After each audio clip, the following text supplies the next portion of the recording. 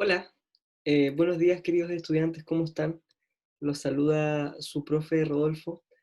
Eh, Quería partir la clase así, viéndonos la cara. La verdad es que durante este semestre no nos hemos podido ver mucho la cara, así que quería partir de esta manera con tal de humanizar un poco esto que ha sido de una manera tan virtual, ¿ya?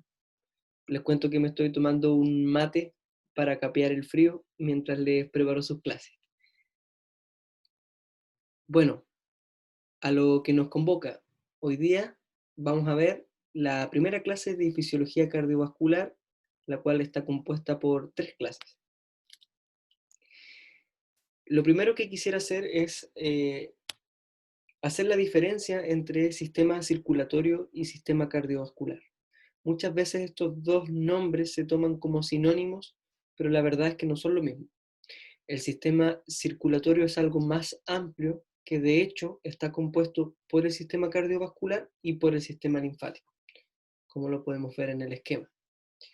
El sistema cardiovascular probablemente ustedes ya lo hayan escuchado, está compuesto por el corazón, los vasos sanguíneos, arterias, venas y capilares, y por la sangre, que tuvimos una clase anterior de sangre y ya sabemos básicamente qué es lo que hace, ¿ya? Transportar, básicamente. Por otro lado tenemos el sistema linfático, que es un sistema poco conocido, eh, muchos ubicamos el nombre y no sabemos muy bien de qué se trata. Yo les voy a contar que el sistema linfático está compuesto por los vasos linfáticos y por los tejidos linfoides. En los tejidos linfoides podemos encontrar varios órganos como el vaso, el timo, las amígdalas y los ganglios linfáticos, los cuales cumplen una función inmunológica, que es decir, una función de defensa del organismo o de mantención de la homeostasis o del equilibrio. ¿Para qué necesitamos el sistema circulatorio? Eh, bueno, si nosotros nos comparamos, por ejemplo, con un organismo unicelular, no, como por ejemplo una bacteria, en este caso del ejemplo la Escherichia coli, nos vamos a dar cuenta que estos organismos unicelulares son capaces de satisfacer todas sus necesidades por sí mismos. Cuando hablo de todas sus necesidades, ¿a qué me refiero? Bueno, a básicamente ser capaces de obtener todos sus nutrientes y ser capaces de eliminar todos los productos de su metabolismo. En contraste con esto, por supuesto, el complejo cuerpo humano, que está compuesto por billones de células especializadas, es decir, muchas células distintas entre sí, con diferentes funciones, con diferentes metabolismos o con diferentes nutrientes, y por ende también con diferentes desechos, eh, deben, eh, tienen estas células, perdón, ancladas a sus diferentes órganos, por lo tanto es necesario hacer llegar a estas células tanto sus nutrientes como ir a buscar en el fondo sus desechos para poder ser eliminados. Este es esta es la función que tiene el sistema circulatorio, ¿ya? El hacer llegar y el ir a buscar, entre comillas, todos estos desechos a las diferentes células que se encuentran a lo largo de todo el organismo humano. Entonces, en términos concretos, la función del sistema cardiovascular es desempeñar muchas funciones, entre ellas el transporte de gases respiratorios, las moléculas nutritivas, los desechos metabólicos y las hormonas. Esto lo realiza a través de la sangre, que es el vehículo a través del cual viajan estos nutrientes por todo el cuerpo, partiendo desde el corazón y luego retornando a él. ¿Ok? Bueno, ¿cuáles son los objetivos de esta clase? Identificar las funciones y los componentes del sistema circulatorio, así como describir la relación entre el líquido intersticial, plasma y linfa. ¿Cuáles son los componentes del sistema cardiovascular? Perdón, ya lo dijimos entonces, el corazón, los vasos sanguíneos y la sangre. El corazón es una doble bomba de 4 cavidades. Pongan atención a lo que significa una doble bomba de 4 cavidades. Doble bomba porque libera la sangre hacia dos circulaciones distintas, que son la circulación pulmonar y la circulación sistémica. Ya vamos a ver más adelante de qué se trata esto. Y con 4 cavidades, ya que tiene aurícula derecha, ventrículo derecho y aurícula izquierda y ventrículo izquierdo. Probablemente ya conozcan las estructuras del corazón porque han pasado anatomía, pero ahora la vamos a ver en acción. Los vasos sanguíneos, un dato interesante es decir que los vasos sanguíneos del cuerpo humano son aproximadamente 100.000 kilómetros, ¿ya? Necesitamos muchos y muchos kilómetros de vasos sanguíneos, vale decir arterias, venas y capilares, para poder hacer llegar los nutrientes a todas las células del cuerpo. Tenemos billones de células vivas en nuestro organismo. Y por otro lado, la sangre, que está representada aquí de una manera bastante burda o de una manera bastante simple, cumple la función de transporte. Es el vehículo, insisto, a través del cual se transportan estos nutrientes, gases, hormonas, y a través del cual también se transportan los desechos del metabolismo. Entonces, si hablamos del sistema cardiovascular, vamos a hablar del corazón. El corazón, entonces, es la bomba impulsora que, por supuesto, mueve esta sangre dentro del organismo, se ubica en el mediastino y atraviesa el plano medio del tórax de derecha a izquierda. ¿Okay? Su tamaño es de 10 por 10,5 centímetros en el adulto y tiene una forma piramidal invertida hacia abajo, como se puede observar en el GIF. Su peso varía a medida que el individuo crece. Al nacer pesa aproximadamente 25 gramos y en el adulto va a pesar desde 250 a 300 gramos, por supuesto dependiendo del tamaño. Su color sufre modificaciones, siendo rosado al nacer y en el adulto se observa un tono rojo oscuro. Perdón. Ahí sí. El corazón entonces bombea día y noche, quiere decir bombea cuando estamos despiertos y cuando estamos durmiendo. En una persona sana, el corazón late en promedio 70 veces por minuto, lo que quiere decir que en un año el corazón late aproximadamente 37 millones de veces.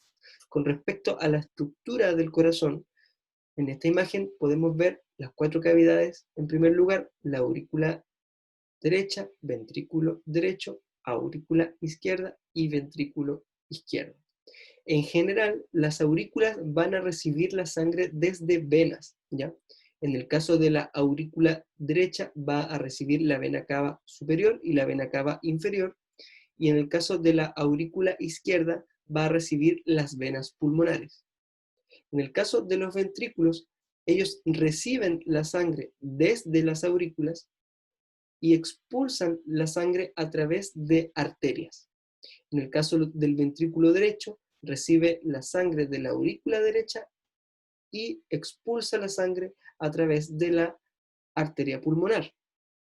En el caso del ventrículo izquierdo, recibe la sangre desde la aurícula izquierda para expulsar a través de la arteria aorta.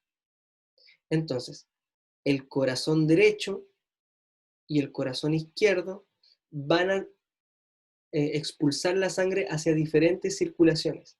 El ventrículo derecho hacia la circulación pulmonar, es decir, va a transportar la sangre hacia el pulmón para que la sangre que allí va se oxigene y la sangre que se encuentra rica en dióxido de carbono libere ese dióxido de carbono, y el ventrículo izquierdo o el lado izquierdo del corazón va a expulsar la sangre hacia todo el sistema o hacia la mayoría del organismo a través de la arteria aorta. ¿Okay? Va a distribuir esta sangre oxigenada hacia las diferentes partes del cuerpo. Los vasos sanguíneos. Bueno, los vasos sanguíneos forman una red tubular que permite que la sangre fluya desde el corazón hacia todas las células vivas del cuerpo y que luego regresen a ella. Entonces, desde el corazón va a salir la sangre como arterias.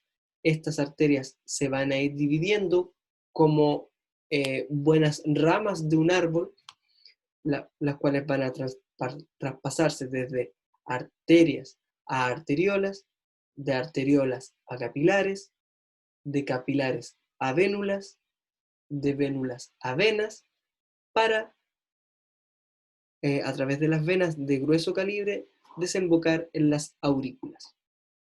¿Okay? Entonces, aquí podemos ver en el corazón derecho cómo llega la sangre a la aurícula derecha, luego al ventrículo derecho y se distribuye a través de las arterias pulmonares en esta circulación pulmonar. Es importante recordar que en la mayoría de los dibujos que nosotros veamos o de los esquemas que nosotros veamos que hablan acerca de la circulación sanguínea, vamos a ver representado de color azul la sangre desoxigenada o sangre con poco oxígeno y rica en dióxido de carbono. Y de color rojo, los vasos sanguíneos que transporten sangre oxigenada o rica en oxígeno. ¿Ok? Entonces, el corazón derecho libera la sangre a través de su arteria pulmonar, enviando esta sangre hacia los pulmones, donde pasa de ser sangre desoxigenada a sangre oxigenada. Es decir, hay un intercambio gaseoso donde se libera el dióxido de carbono y donde entra el oxígeno. Luego, desde cuando la sangre ya se encuentra oxigenada, se recibe a través de las venas pulmonares en la aurícula izquierda. Desde la aurícula izquierda se traspasa la sangre hacia el ventrículo izquierdo y desde el ventrículo izquierdo se libera a través de la arteria aorta hacia la circulación sistémica, ¿ya? Hacia todo el cuerpo, donde vamos a irrigar fundamentalmente el sistema digestivo, el sistema muscular y el sistema excretorio. ¿Ok? Siempre bajo el mismo orden. Arterias, arteriolas, capilares, pénulas, venas, las cuales luego vuelven al corazón a través, en este caso, de la vena cava superior y de la vena cava inferior. Y este ciclo, entonces, se realiza constantemente. Es decir, vamos desde el corazón derecho hacia la circulación pulmonar, desde la circulación pulmonar se llega al lado izquierdo del corazón, desde el lado izquierdo del corazón se expulsa la sangre hacia la circulación sistémica para que luego retorne al corazón nuevamente a través de las venas cava.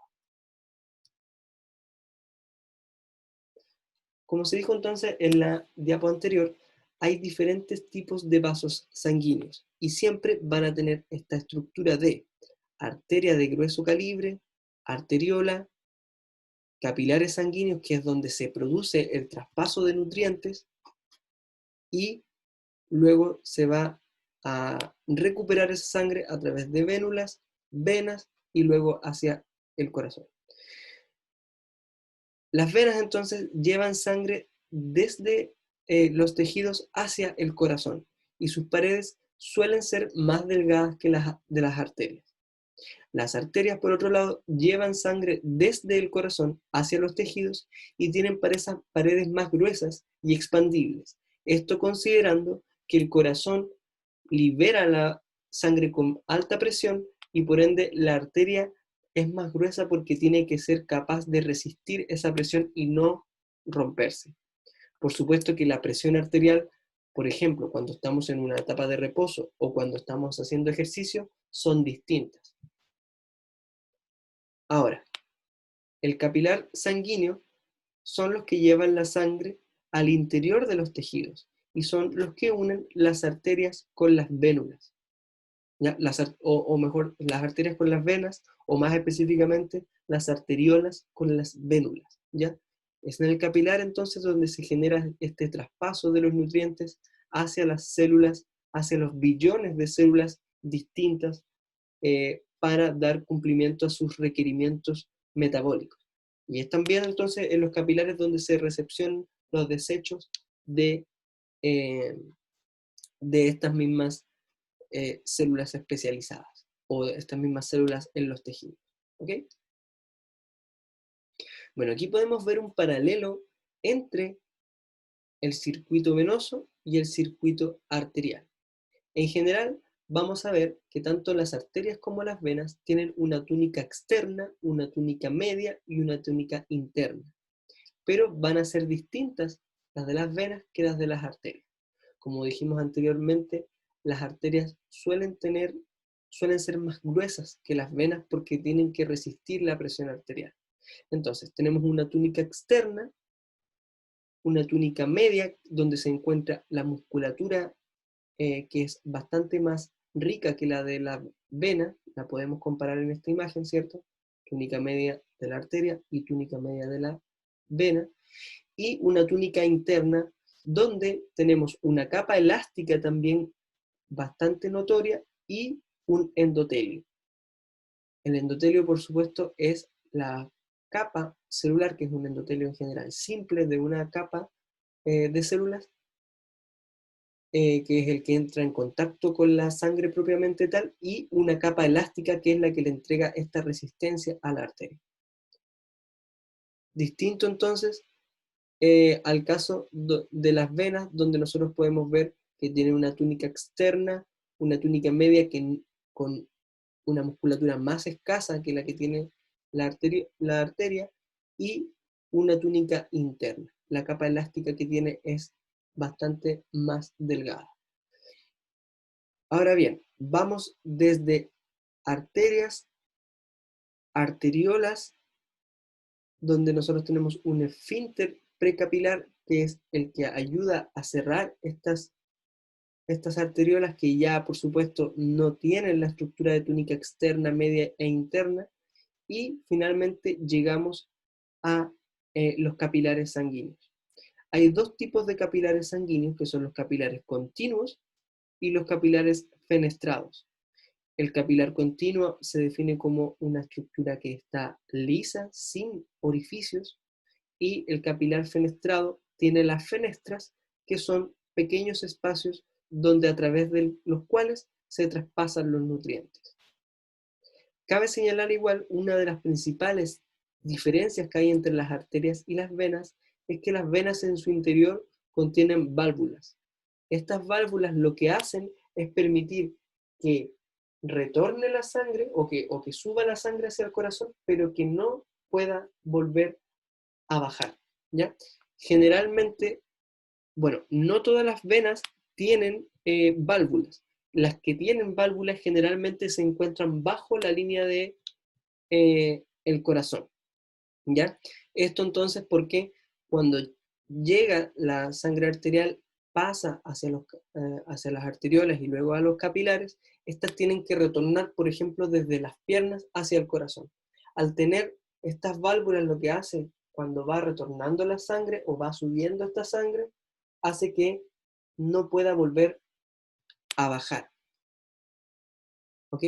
Ahora, en este proceso ayudan las válvulas y también la contracción muscular, ¿ya? Como se había mencionado en alguna clase anterior, si uno, por ejemplo, no contracciona demasiado los músculos, por ejemplo, de las piernas en un viaje largo, se comienzan a acumular los líquidos en los pies, por ejemplo. ¿Ok? Bueno, aquí vamos a ver un poco más en detalle la circulación sistémica y la circulación pulmonar. Todo parte entonces, vamos a partir en este caso desde la aurícula izquierda. Recordemos que el corazón izquierdo es el que libera a través de la aorta y va a la circulación sistémica. Entonces, aurícula izquierda pasa a través de la válvula mitral al ventrículo izquierdo. El ventrículo izquierdo, al hacer el sístole, es decir, al contraerse, tiene que ser capaz de superar la resistencia que tiene la válvula aórtica para abrirla y liberar la sangre hacia el organismo. Al superar esta resistencia de la válvula aórtica, libera la sangre a través de la aorta y las arterias sistémicas. Luego van a las arteriolas, y en los capilares sistémicos la sangre pierde el O2 y gana dióxido de carbono. Recordemos que la sangre expulsada a través de la arteria aorta es sangre oxigenada, siempre representada de color rojo. Una vez que se pierde entonces el oxígeno y se gana dióxido de carbono, estas comienzan a retornar al corazón a través de las vénulas, o sea, a través de las vénulas, venas, llegando a través de la vena cava superior, vena cava inferior y el seno coronario, que es el conjunto de venas provenientes de la irrigación propia del corazón.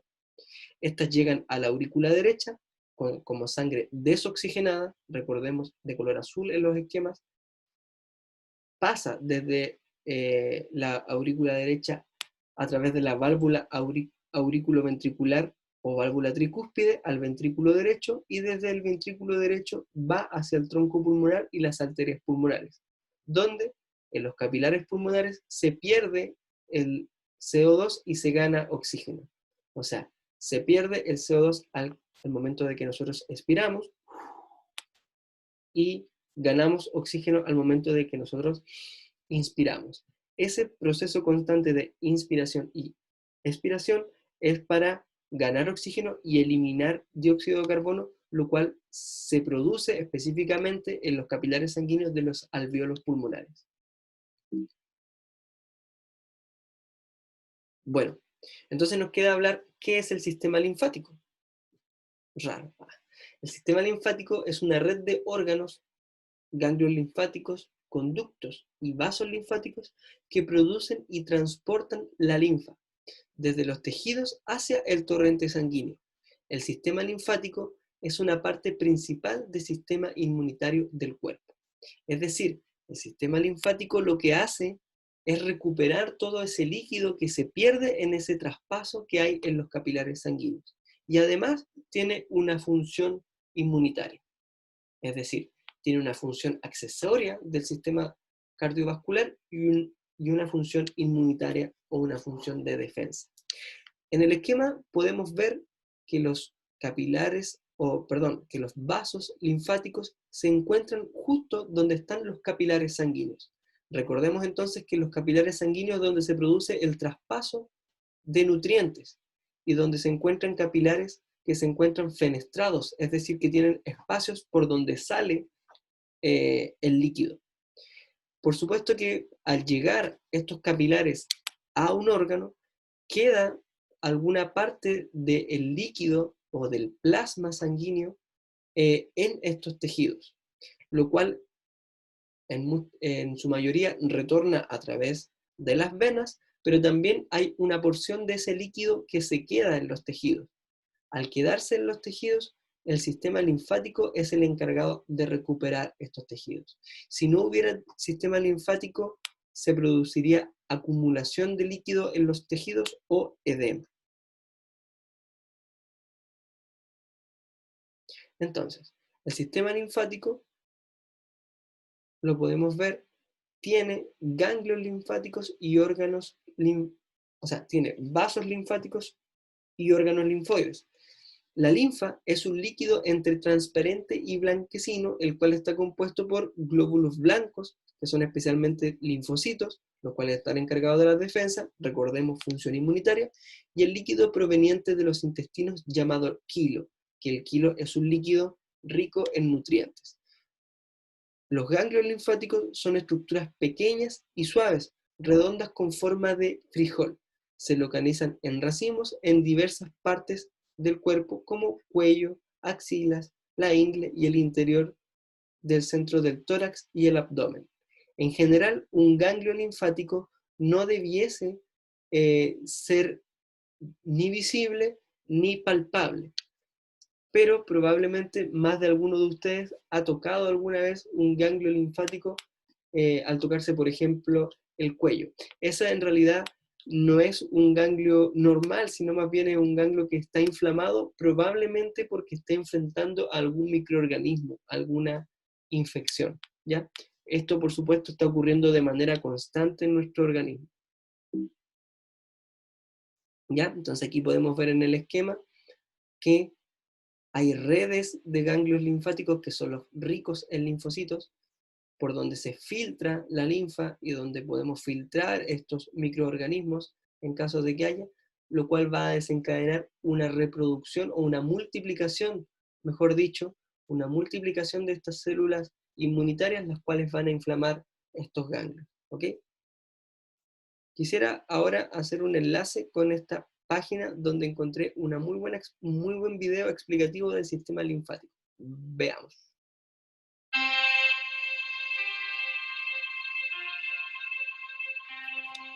El cuerpo está principalmente compuesto de líquidos. Todas las células contienen y están rodeadas por líquidos. Además, entre 4 y 5 litros de sangre circulan a través del sistema cardiovascular en cualquier momento. Un poco de esta sangre escapa del sistema al pasar a través de pequeños vasos sanguíneos llamados capilares en los tejidos del cuerpo. Afortunadamente, existe un sistema circulatorio secundario que reabsorbe el líquido filtrado y lo devuelve a las venas. Ese sistema es el sistema linfático. Corre en paralelo de las venas y se vacía en ellas. La linfa se forma a nivel microscópico.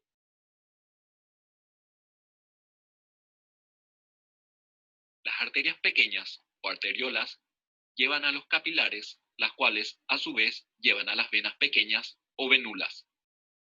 Los capilares linfáticos se encuentran cerca de los capilares sanguíneos, pero no están conectados.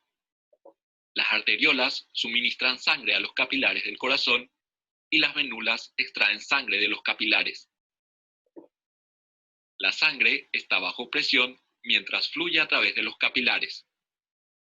Esto se llama presión hidrostática. Esta presión empuja un poco del líquido en la sangre fuera del capilar hacia el tejido circundante.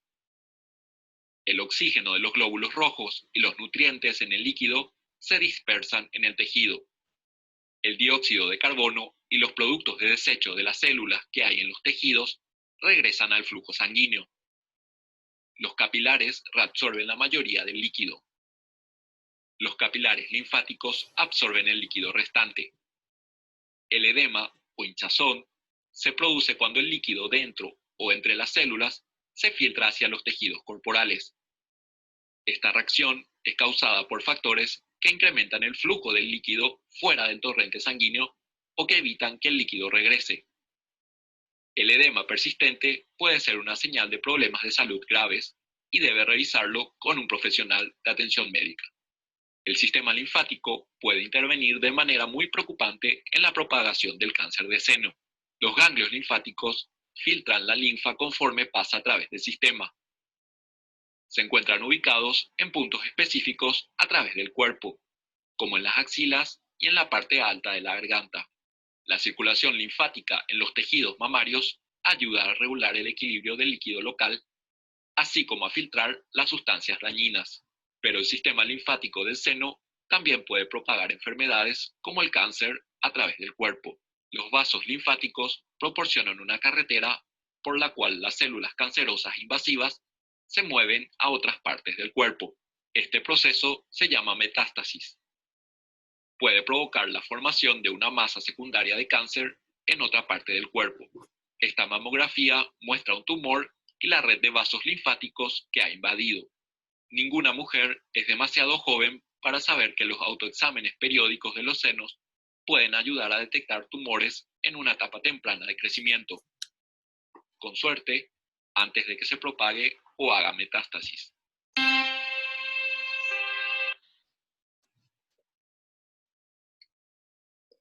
Bueno, chiquillos, ese era el video.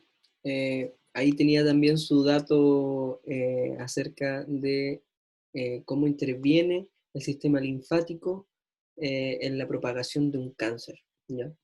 Ponía el ejemplo en realidad del cáncer de mama, pero eso también aplica para otros cánceres, ¿ya? También ocurre que el sistema cardiovascular también es un vehículo de estas células cancerígenas y, por ejemplo, los órganos a través de los cuales se generan principalmente las metástasis, tienen que ver con la circulación sanguínea.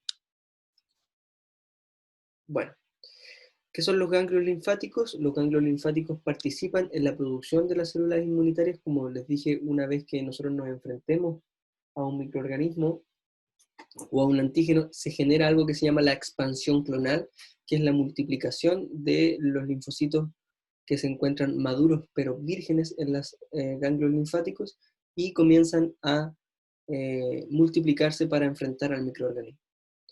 También en los ganglios se filtra el líquido linfático y se eliminan entonces los materiales extraños, como las bacterias y las células cancerosas en condiciones normales. Cuando las bacterias son reconocidas en el líquido linfático, los ganglios linfáticos producen más glóbulos blancos para combatir la infección. Bueno, eso con respecto a las estructuras y básicamente cómo circula la sangre y la linfa dentro de nuestro organismo.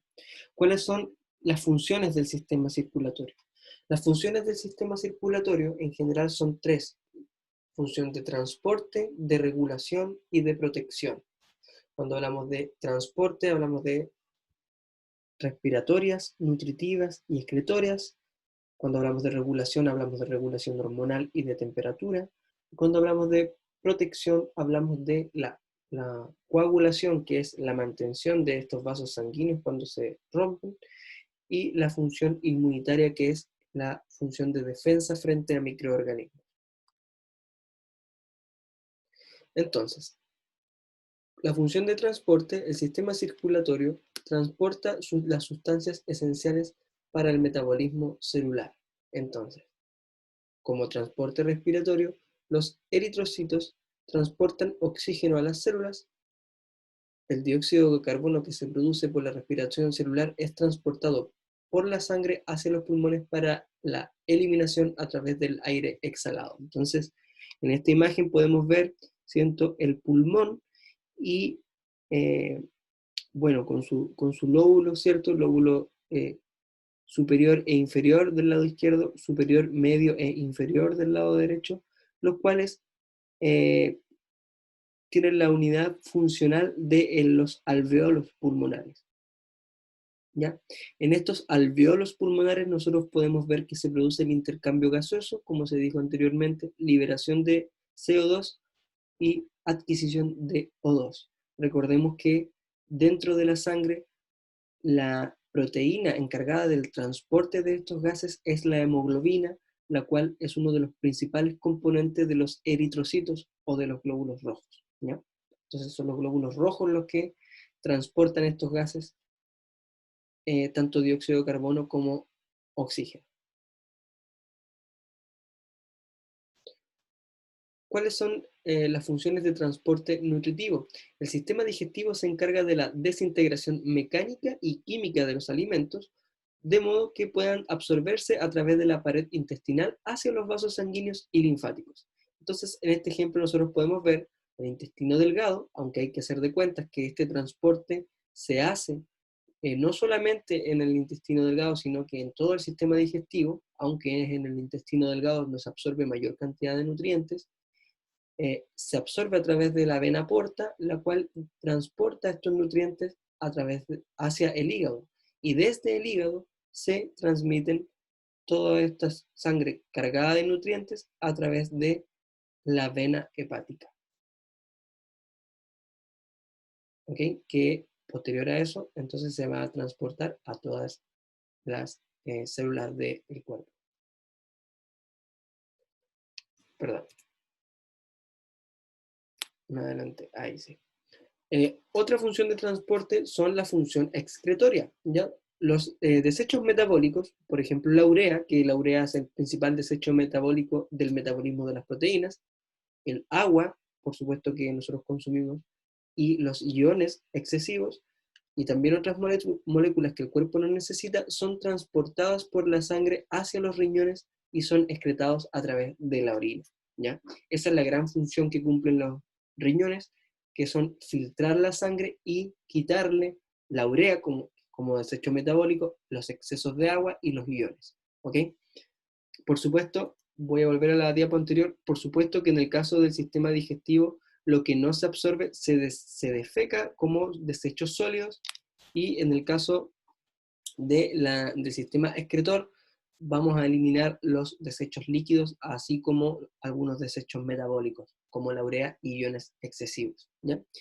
Cabe señalar que el sistema respiratorio, el sistema digestivo y el sistema excretor en sí son sistemas que son bastante complejos. De hecho, nosotros tenemos una clase de cada uno a lo largo de este semestre, pero, por ejemplo, en el caso de la medicina tenemos gastroenterólogos, tenemos nefrólogos, que son los encargados de la parte renal, y tenemos médicos cardiopulmonares, ¿ok? Entonces, otra de las funciones son la regulación de, eh, de nuestro organismo. El sistema circulatorio contribuye con la regulación tanto hormonal como de la temperatura. Cuando hablamos de las hormonas, la sangre, bueno, vamos a hablar que las hormonas se comunican o sirven para comunicar de tres maneras. Autocrina, que es cuando la célula que está liberando las hormonas se autoestimula. Paracrina, cuando una célula que libera hormonas, es decir, una célula de una glándula, libera hormonas para las células vecinas, y endocrina, cuando la célula que compone, digamos, la glándula que libera las hormonas, manda estas hormonas a través del torrente sanguíneo, ¿ya? Muchas de las hormonas o muchos de la regulación hormonal se hace de manera endocrina, es decir, desde un órgano se regula a otro transportando las hormonas a través de la sangre. Y vamos a poner un ejemplo, ¿ya? Que es el ejemplo del sistema insulina-glucagón, ¿ya? Nosotros tenemos, por supuesto, sistemas que sensan nuestros niveles de glucosa en la sangre. Si nosotros tuviéramos niveles altos de glucosa, lo que vamos a provocar es que se libere la insulina desde el páncreas. Al liberar la insulina desde el páncreas, lo que nosotros vamos a estimular es la formación de glucógeno a partir de glucosa. Es decir, dejar... Espera, tengo aquí... Esto me da miedo que... Ahí sí. Les decía que con la insulina lo que nosotros hacemos es estimular la conversión de glucosa en glucógeno, es decir, almacenar energía. Ahora bien, si en nuestro sistema nosotros tenemos una baja de glucosa en la sangre, esta baja de glucosa en la sangre va a estimular al páncreas para que genere glucagón. El glucagón lo que hace es degradar el glucógeno generando glucosa, lo cual va a producir un aumento de la glucosa en la sangre con tal de contrarrestar, digamos, esta baja que se había sufrido inicialmente.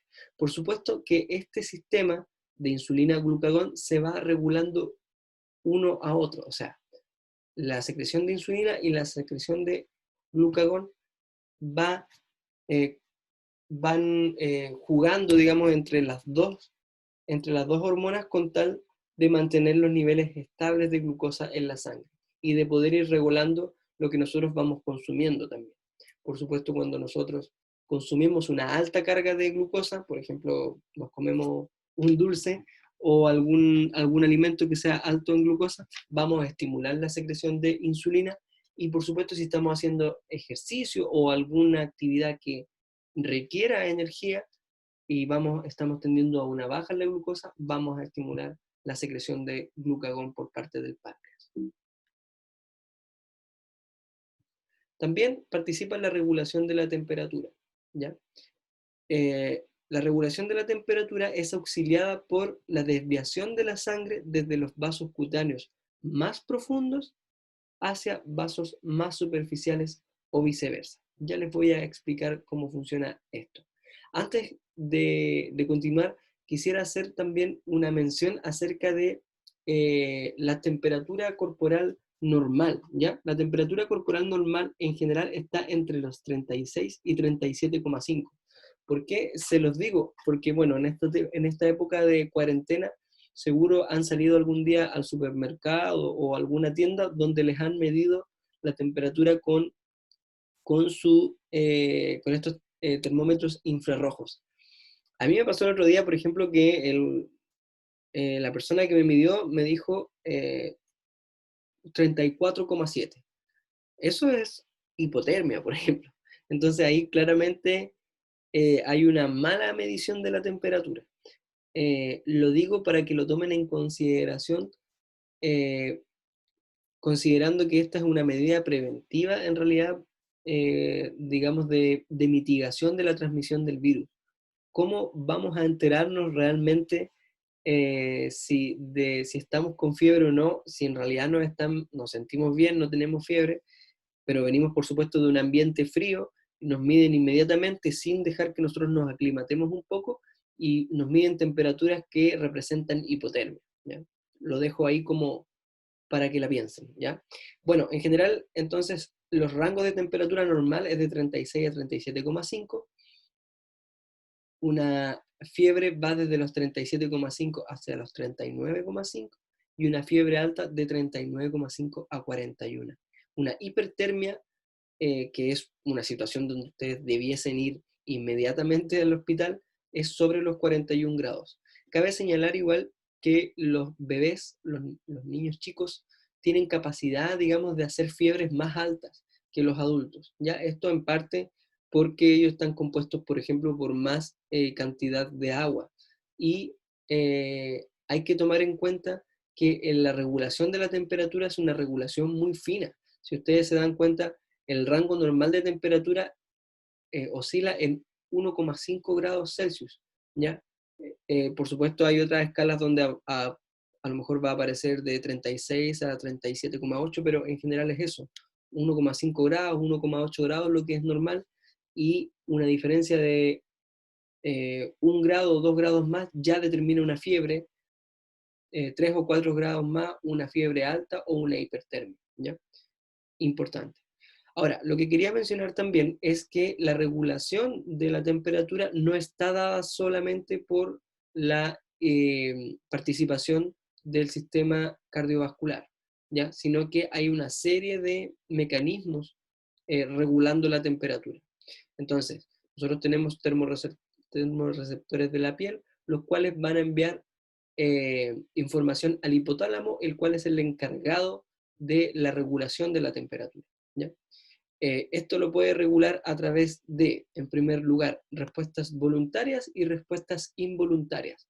Por ejemplo, no sé si ahora van a poder ver el video, pero una respuesta voluntaria es esto, por ejemplo, nosotros siempre nos calentamos las manos, por supuesto las temperaturas periféricas de las manos y de los pies son las que más varían, las que se encuentran en el eje medio de nuestro cuerpo son las que se mantienen más constantes. Eh, una forma entonces de contrarrestar el frío es a través de respuestas voluntarias y otra a través de respuestas involuntarias, también sobre la musculatura esquelética, como por ejemplo serían los movimientos de calofríos o de temblor, donde nosotros estamos buscando aumentar la temperatura. Ahora, también se puede regular la temperatura a través de, eh, de hormonas, ¿ya? Por ejemplo, aumentando la actividad metabólica a través de la glándula tiroides y las hormonas tiroides. También a través de la estimulación de la glándula suprarrenal, que como ya sabemos, libera adrenalina, la cual también aumenta la tasa metabólica. Una forma de enfriar el cuerpo es estimulando las glándulas sudoríparas para que éstas generen transpiración. Y una forma de mitigar o de aumentar o disminuir la temperatura es a través de la contracción y la dilatación de los vasos sanguíneos, ¿ya? Para cuando nosotros tenemos una temperatura muy alta, los vasos sanguíneos se van a dilatar o los vasos más internos se van a contraer y los vasos más superficiales se van a dilatar, mientras que si nosotros tenemos una temperatura baja y nuestro cuerpo necesita aumentar la temperatura, los vasos sanguíneos superficiales se van a contraer y los más internos se van a dilatar. ¿Ok? La función de protección. Bueno, el sistema circulatorio protege contra la pérdida de sangre por lesión y contra los agentes patógenos, entre ellos los microbios y toxinas extrañas introducidos en el cuerpo. Entonces, la forma de protección frente a la pérdida de sangre es a través del mecanismo de la coagulación.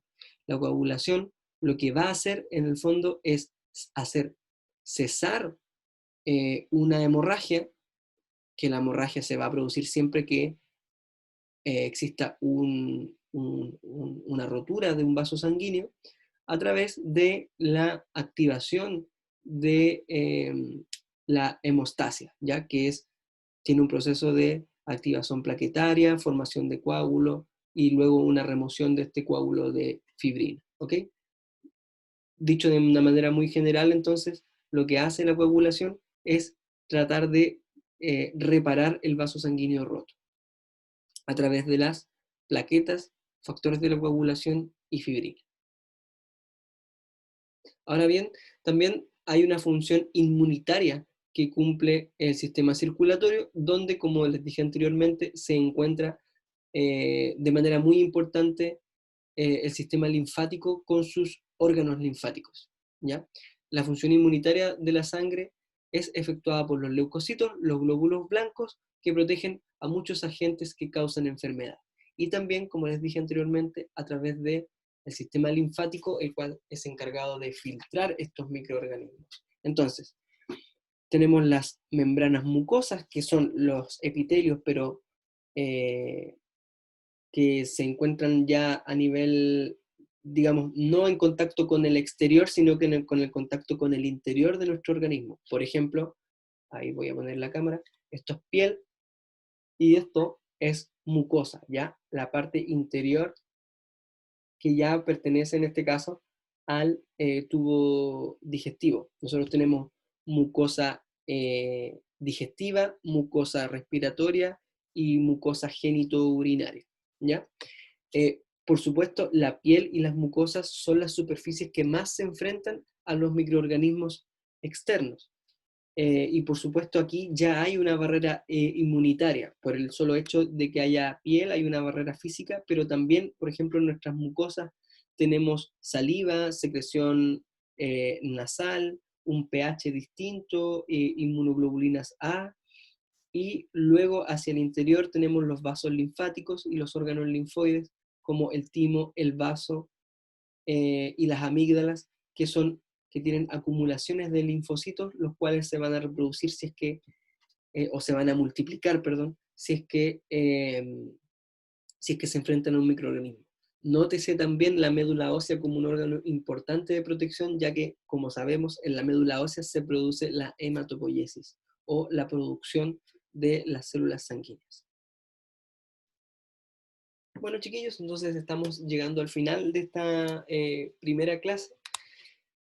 Y solo para recordar, los objetivos de esta clase eran identificar las funciones y componentes del sistema circulatorio. Entonces, los componentes del sistema circulatorio son el sistema cardiovascular y el sistema linfático. El sistema cardiovascular compuesto por corazón, vasos sanguíneos y sangre. Y el sistema linfático compuesto por vasos linfáticos más tejidos linfoides. ¿Cuáles son las funciones? La función del sistema cardiovascular es llevar nutrientes, hormonas, gases hacia cada una de los billones de células de nuestro organismo y también extraer sus desechos, y el sistema linfático va a ser el encargado de recuperar el líquido que se pierda del plasma sanguíneo y también una función protectora, es decir, filtrar los microorganismos, toxinas y células cancerígenas que pudieran afectar a nuestro organismo. Entonces, como segundo objetivo era describir la relación que hay entre el líquido intersticial, plasma y linfa.